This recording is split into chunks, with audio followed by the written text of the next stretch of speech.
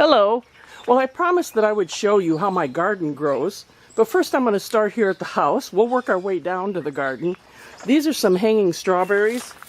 I love these. You don't plant these in the garden, but they produce and produce most of the summer.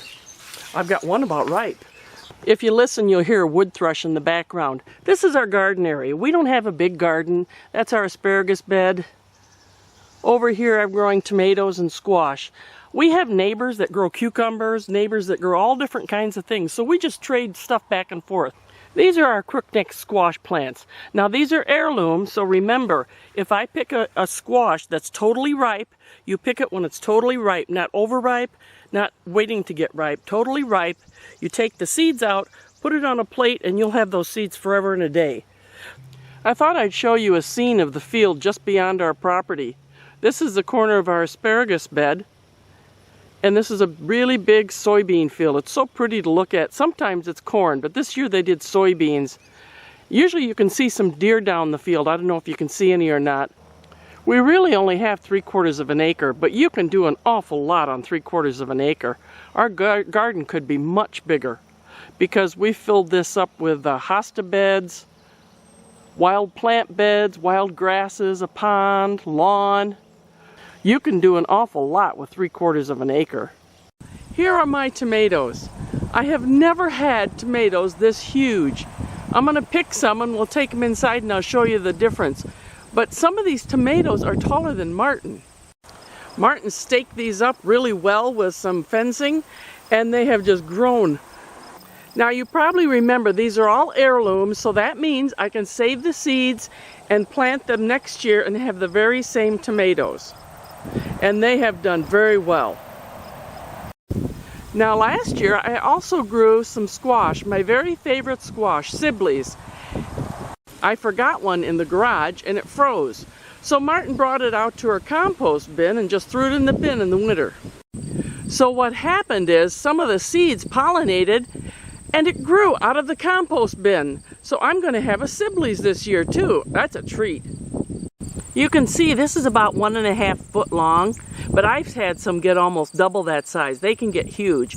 And since this is a winter squash, this is one of those that keeps very well. I've kept some basically through the winter. Here I just walked to the side and here's 2 more, so I don't know how many we're going to find in there. The only one not in the lineup is Italian Heirloom, which is a huge paste tomato. I'm definitely planting that next year. It was like 2 times as big as that. They were humongous.